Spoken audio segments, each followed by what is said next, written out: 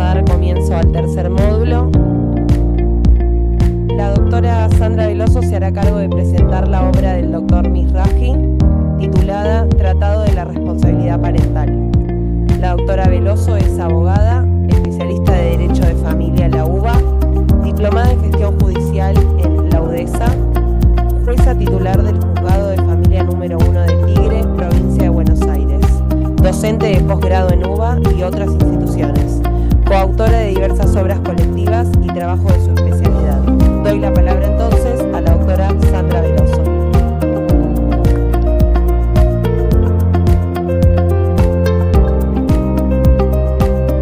Buenas tardes, es un honor para mí estar con todos ustedes. Celebro junto a ustedes también el primer Congreso Internacional para poder visualizar esta situación que tanto aqueja a tantas familias y sobre todo a los niños. Como verán, yo me traje mi propio tratado del doctor Mauricio Mizrahi. La obra que hoy presentamos es de responsabilidad parental. 9 años después de su primera obra de responsabilidad parental, que mereciera el premio nada menos que de la Academia Nacional de Derecho y Ciencias Sociales como la mejor obra jurídica en el año 2016.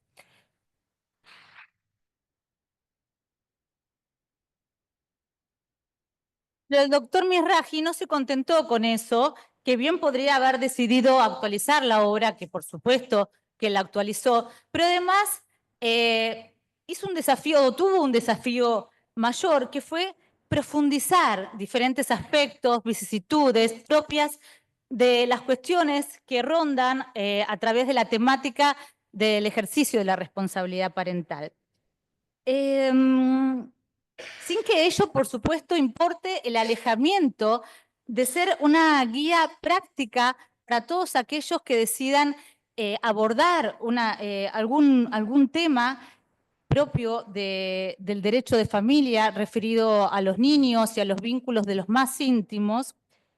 Y además de hacer una obra jurídica de excelencia, es una obra que incorpora la interdisciplina tan necesaria para el abordaje,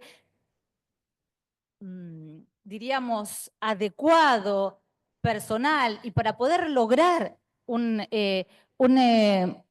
solución que se adecue a la situación que está viviendo esa familia. Una obra, por supuesto, que tiene estilo propio, un sello personal de vanguardia que caracteriza al autor. Es original, profunda y completa.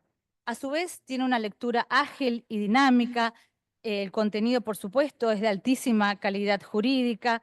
Y en ella el autor analiza el Código Civil y Comercial, sus vocablos, critica, por supuesto, algunas palabras empleadas por el código, como la guarda, que bien dijo la doctora, mi colega brasilera, algunos vocablos también empleados cuando habla de cuidado compartido, indistinto, alternado. Y bueno, da su propia opinión sobre todos esos aspectos.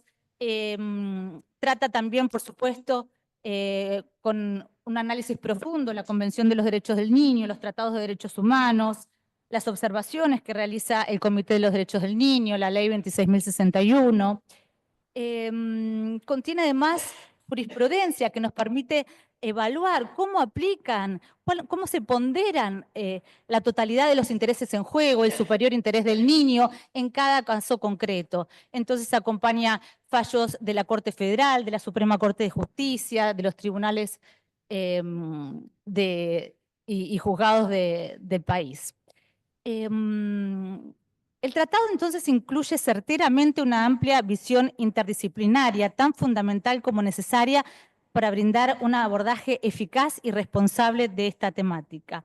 Esta mirada no es novedosa para el autor. A lo largo de todos los años, como jurista, como doctrinario y además como representante o uno de los miembros de la Cámara Nacional Civil, Sala B, nos ha ilustrado y abierto camino con sus fallos. Ya 15 años, 20 años atrás, él fundaba cada vez que había vulneración de los derechos del niño, además de fundarlo en derecho, en un análisis de interdisciplina. Por ejemplo, siempre citaba a François Dolto, gran terapeuta y reconocida, respecto...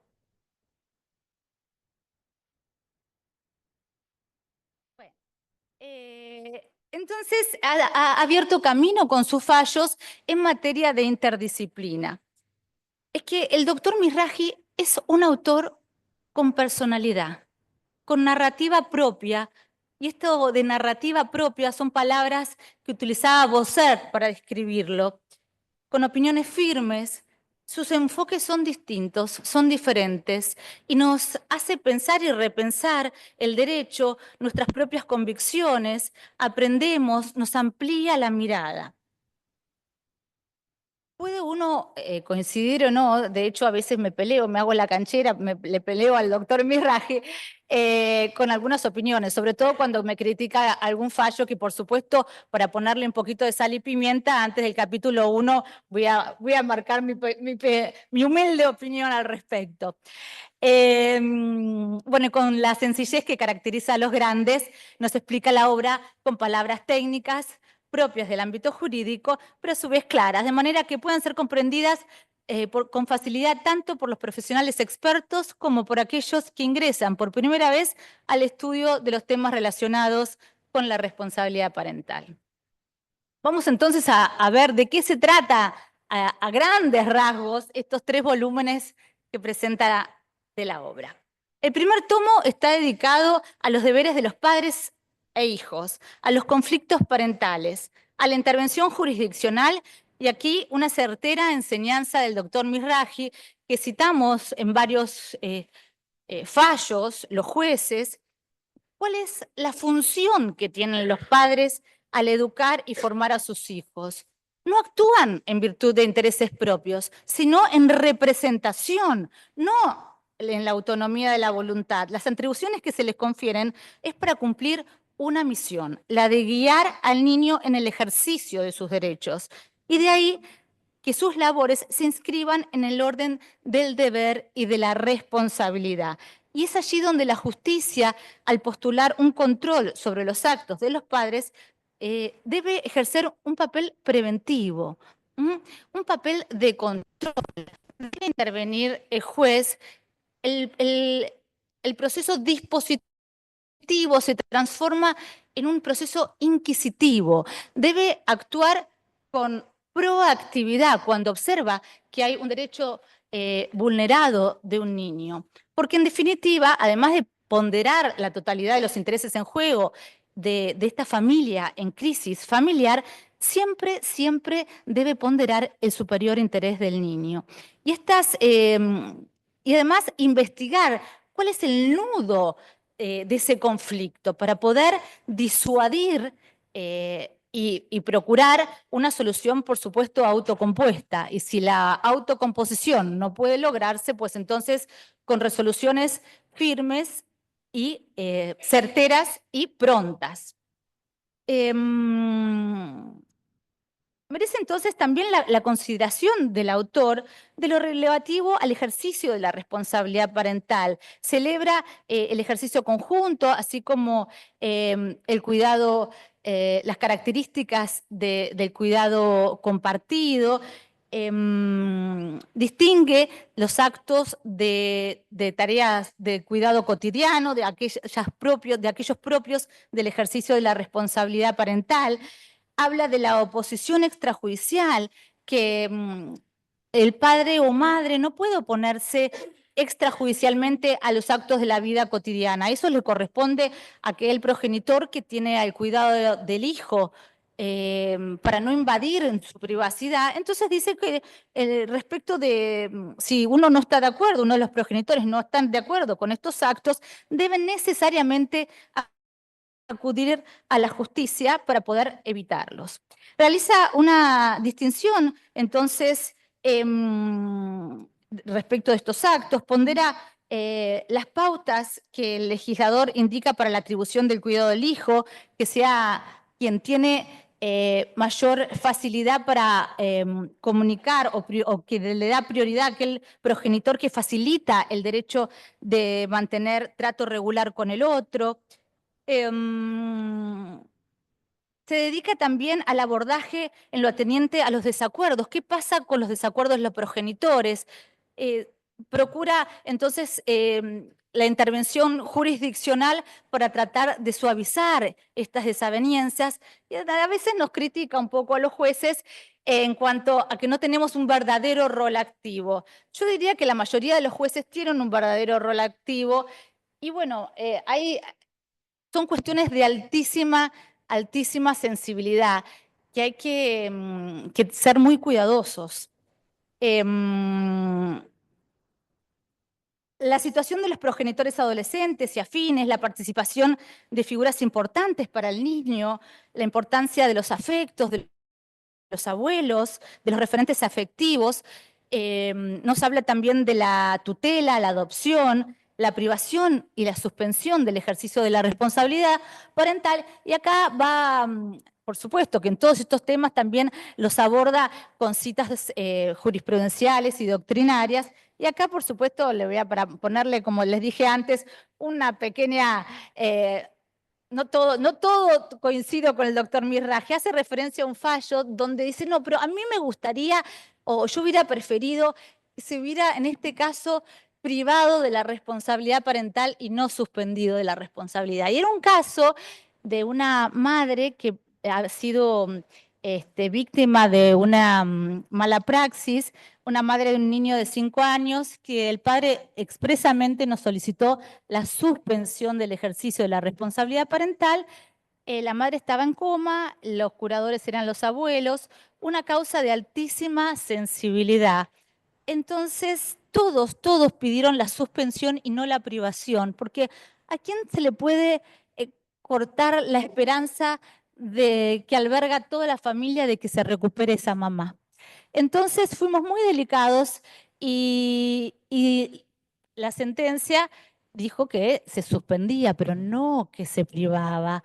Entonces, bueno, la familia estaba muy agradecida y me lo cobro en forma pública porque acá el doctor Mirraje dijo que deberíamos haber privado de la responsabilidad parental. Esto lo pongo como ejemplo que bueno, uno puede disentir de algunas opiniones, pero sin lugar a dudas no podemos desconocer el grado científico y de referente del derecho de familia que tiene el doctor Mirraji. En el segundo tomo se ocupa de las relaciones parentofiliales, el principio de estabilidad, la importancia de la comunicación con otros parientes y referentes afectivos. Acá entra en juego un tema que el autor estudia particularmente, que es el tema de la socioafectividad. La intervención de la interdisciplina para lograr una sana comunicación paterno y materno filial, una regulación próspera y sana en los ámbitos terapéuticos. Realiza un completo estudio de la alienación parental, pero ¿para qué le voy a hablar si ya organizó un congreso entero de alienación parental? Y finalmente, en el tercer volumen, analiza el interés superior del niño, las dificultades que presenta por ser una norma abierta, la importancia de la escucha del niño y la delicadeza o la sabiduría de juez o jueza que lo escucha de discriminar cuál es el discurso propio del niño de aquel discurso influenciado. El niño de todas maneras se expresa a través, no solamente con las palabras que verbaliza, los tiempos, los silencios, el cuerpo.